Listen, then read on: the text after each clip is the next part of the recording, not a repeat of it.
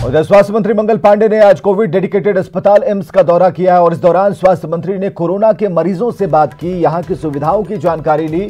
स्वास्थ्य मंत्री ने एम्स के अधिकारियों के साथ बैठक की। मंगल पांडे ने कहा कि बिहार में हालात नियंत्रण में हैं। हालात बिल्कुल नियंत्रण में है।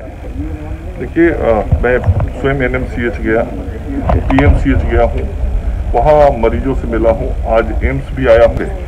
मरीजों का पर्याप्त जो सुविधा व्यवस्था होना चाहिए वो किया जा रहा है। साथ ही चिकित्सा कर्मियों के भी स्वास्थ्य की चिंता हम सब लोग कर रहे हैं। करीब 76 बेड हमारे आईसीयू के हैं, जिस पर सब पर वेंटिलेटर्स हैं। लगभग 500 बेड्स का यह हॉस्पिटल कोविड के लिए डेडिकेटेड रूप से काम कर रहा है और जो भी बेहतर स्वास्थ्य सुविधाएं दी जा सकती हैं वो सारे इंतजामात न केवल एम्स पटना में बल्कि अन्य अस्पतालों में भी देने का हम।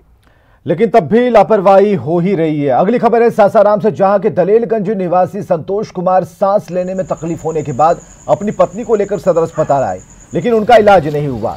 संतोष का कहना है कि किसी निजी अस्पताल ने भी भर्ती नहीं लिया। इसके बाद में संतोष ने खुद ऑक्सीजन की व्यवस्था की, रात भर पत्नी को लेकर सड़क पर पड़े रहे। और यह तस्वीर बताने के लिए काफी है कि बिहार में स्वास्थ्य व्यवस्था का हाल क्या है। हमारे साथ घटना हुआ सर, हम सदर अस्पताल में आए तो यहाँ चेक करवाएं तो यहाँ निगेटिव निकला। तो यहाँ से फिर हम जब सीटी स्कैन करवाएं तो वहाँ पॉजिटिव निकला है।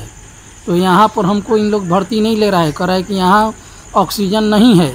और जब हम वहाँ गए नारायणी में तो वहाँ भी ऑक्सीजन नहीं है, कहा कि सदर अस्पताल ले जाइए, ये करें वहाँ ले जाइए, और ये हम लोग को भगा दिए। हमारा मरीज सांस ले रहा है, उसको ऑक्सीजन की सख्त से सख्त ज़रूरी है, लेकिन यहाँ कोई सुन नहीं रहा है। तो कोरोना की जांच में लगातार लापरवाही सामने आ रही है। भागलपुर में एक शख्स ने कोरोना जांच के लिए अपना सैंपल दिया ही नहीं, लेकिन बिना सैंपल दिए ही उसकी रिपोर्ट पॉजिटिव आ गई। नवगछिया के 3 टंगा के रहने वाले चंद्रभानु अपने दोस्तों के साथ सोमवार को कोरोना जांच कराने पहुंचे थे। चंद्रभानु ने रजिस्ट्रेशन कराया, लेकिन बिना सैंपल दिए घर चले गए। घर जाने के बाद इन्हें फोन आया कि आपकी रिपोर्ट पॉजिटिव आई है। मामला सामने आने के बाद कोविड कंट्रोल पदाधिकारी ने इस मामले की जांच की। हम जब कराए ही नहीं थे तो मेरा कैसे निगेटिव बता सकते हैं? कल आप सैंपल नहीं थे? नहीं बिल्कुल। तो नाम वहाँ कैसे आया? वही हम जानना चाहते हैं। हम सिर्फ रजिस्ट्रेशन कराए थे।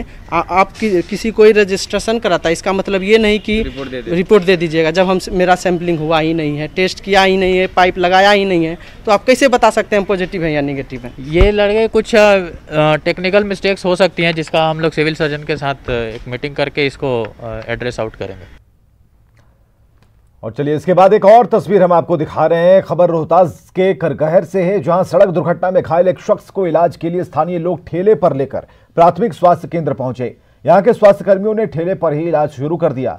बाद में मीडिया कर्मियों के पहुंचने के बाद घायल को एम्बुलेंस से सासाराम भेजा गया और इस मामले पर स्वास्थ्य केंद्र के प्रभारी का कहना है कि घायल को रेफर करना था, इसलिए ठेले पर ही प्राथमिक उपचार किया गया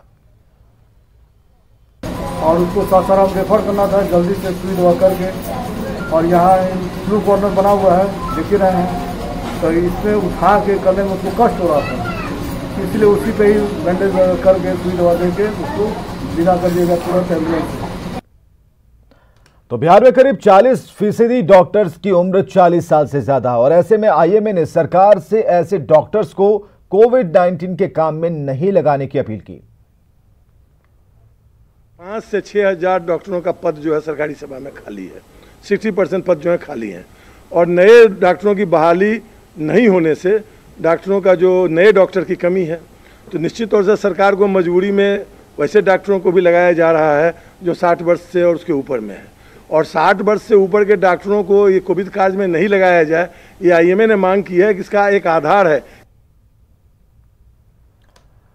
तो बाढ़ से बिहार बेचैन है। 15 लाख से ज्यादा की आबादी बाढ़ से प्रभावित है। लाखों लोग सड़कों पर हैं, राहत का इंतजार कर रहे हैं। लोगों के सब्र का बांध भी अब टूट रहा है। सड़क पर रह रहे बाढ़ प्रभावितों का दिन जहां डरावना है, वहीं रातें बेचैन हैं।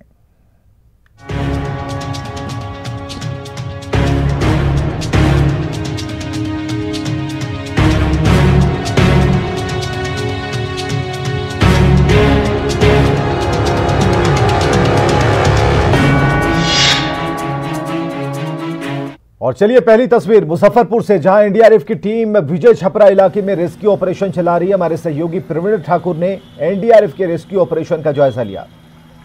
बाढ़ प्रभावित इलाकों में एनडीआरएफ की भूमिका काफ़ी अहम हो जाती है, खास करके उन इलाकों में जहां पानी फैलना शुरू होता है। वहां एनडीआरएफ की टीम तत्काल रेस्क्यू का काम करती है। और अभी हम एनडीआरएफ की बोट पर ही हैं, जो बूढ़ी गंडक नदी का पानी फैला है इलाके में, वो जो लोग घिरे हुए हैं, जो चाहते हैं ऊंचे स्थानों पे आ जाएं, उनको रेस्क्यू करने का काम एनडीआरएफ कर रही है।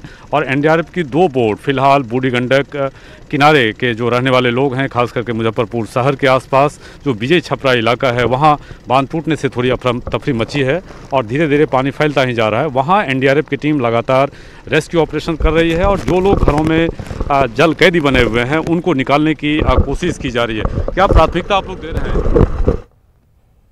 खबरें लगातार जारी हैं।